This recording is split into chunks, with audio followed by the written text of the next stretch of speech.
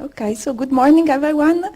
I think, yeah, I think we are all aware of the gender advantage in agriculture. According to FAO, for example, we know that if women were given access to the same resources as men, the agricultural output in developing countries could increase by up to 4%.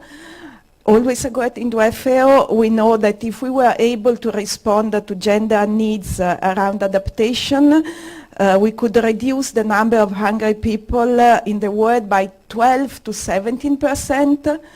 And more in terms of project impacts, I heard recently a study from CARE, where a study on land recuperation, where we could see that if women were given the lead on the process, they could do the same work as done by men leading the process with only 18% of the cost. So, I mean, I think that we have clearly what the advantage is in terms of project impact and outcomes. And in addition, we also know that gender advantage relate to transforming relationship between men and women, to unlock women's potential in terms of confidence and decision making. In IFAD, as part of its mandate of eradicating rural poverty, has always attached a lot of importance to gender equality and women's empowerment issues. And this works as well whenever we deal with projects with the climate adaptation objectives. The IFAD approach on gender equality and women's empowerment is based on its policy. The last revision of the policies dates 2012, and the policy has three strategic objectives. The first one relates to economic empowerment, so mainly it means promoting economic empowerment to enable rural men and women to have equal opportunities to participate in and benefit from economic activities. The second objective relates to decision making and representation, and relates to enabling women and men to have equal voice and equal influence in rural institutions and in rural organizations. And the last objective of the policy relates to equitable workload balance, trying to achieve a more equitable balance in workload and also in the sharing of economic and social benefits between women and men. So all IFAD projects are basically at formulation stage. They are checked against the consistency with those objectives. There is a quality enhancement process through a series of steps by which projects are reviewed by the technical team according to these to the policy objectives, and if they don't respond well, they are sent back for a revision and so on. However, since the objective of today is really to share lessons on integrating gender in adaptation projects with smallholder farmers, I want to share some of the concrete actions that are undertaken in this sense in the IFAD's Adaptation for Smallholder Agriculture program, or ASAP, that we have already been mentioning a couple of times also yesterday. And basically there has been a review of the ASAP design projects, and I think some of the copies are distributed in the room. It's called the Gender Advantage, just like today's event. And we show some of these different types of action. So bear in mind that I'm still talking about project design and formulation stage. So first, let's say sectors of action, I would say it's the one that builds on women's knowledge and experience. Basically, we try to integrate in the project vulnerability analysis to assess the vulnerability of livelihoods of different gender groups. And also, we try to use, to integrate in the project design some participatory approaches, especially to develop adaptation plans. And I mean, there are different types of participatory approaches that we use. One that is quite common in the IFAD project, for example, is participatory mapping. And we really believe that the importance of the importance of those processes as much as the resulting adaptation actions, because normally with participatory approaches we can really build the capacity of communities to work together and analyze their own risk and find their own solutions. Another area which is quite common in the adaptation projects is the promotion of equitable access to adaptation knowledge. We all know that women farmers are left out of many forms of communication channels that are normally critical to their ability to adapt to a changing environment. And this may be due to work burden, to social norms, to literacy, education levels. And at best, this means that their potential to contribute to household and community response to climate change is not fulfilled. And at worst, it can also result in much greater vulnerability, and especially to extreme weather events. So we tend to have components in the IFAD climate adaptation projects where we provide access to both climate information and early warning, and we build the capacity of women in this sense in many ways.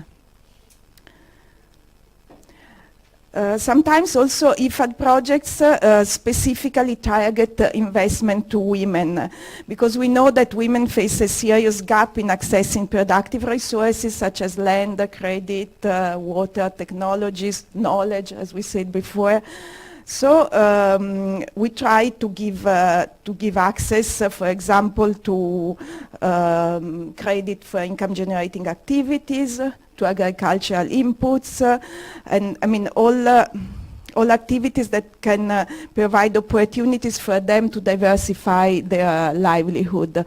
And one thing that is quite common is the selection now of value chains, both for their climate resilience, but also for their appeal to women, or for their relevance to women's business. And we notice that when we do that, often there are also positive outcomes in terms of nutrition, which is an important co-benefits of actions related to gender.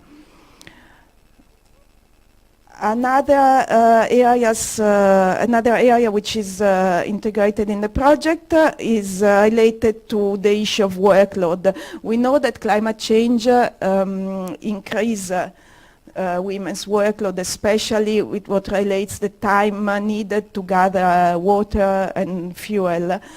And more and more IFAD ASAP projects integrate climate smart technologies such as biogas. This is an example from an ASAP project in Mali. And also rainwater harvesting that normally reduce the time for women for fetching water and fuel, so that they can mobilize time to contribute to livelihood diversification strategies, and sometimes also to balance time with to balance the men's workload timing. So I was saying that this is mainly what we have in project design. Now the challenge goes when we try to implement all those actions. And I would like to share an experience I just had 2 weeks ago. I was in Mali for an ASAP co-financed project, South-South Exchange. There were 8 projects from Western Central Africa plus Djibouti and Madagascar, so all with this co-financing from ASAP. And we had 1 day fully dedicated to gender training, actually with the support of CARE, with the facilitator of CARE training people. And all those projects, they have been checked against their consistencies with the IFAD gender policy objectives. They have a gender plan integrated, but most of them brought up 3 main issues they are still facing. The first one relates to capacity. I mean, they were insisting on the fact that it's not only an issue of training project beneficiaries, but also the project implementation teams, they always often lack capacity on gender.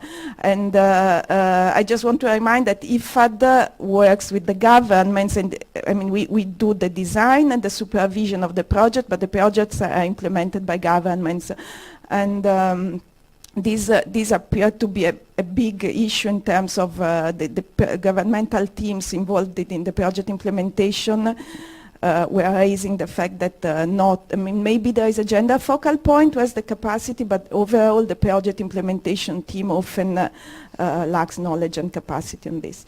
The other point is that there is a general perception of the fact that gender equality and women's empowerment is like perceived like as a tick the box thing, whereby we have to comply, but there is not a clear evidence of the impact, the fact that addressing gender issues has a positive impact in the project as such, so that there are better outcomes, better results. And our project, ASAP project teams were saying that they need more evidence for that also to convert the people around them.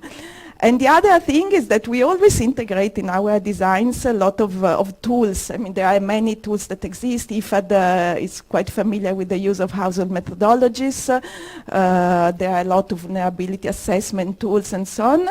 But then the project teams say they also need capacity to use those tools. They are there, people are aware that these tools exist, but the actual implementation of the tools in the project is still a bit challenging.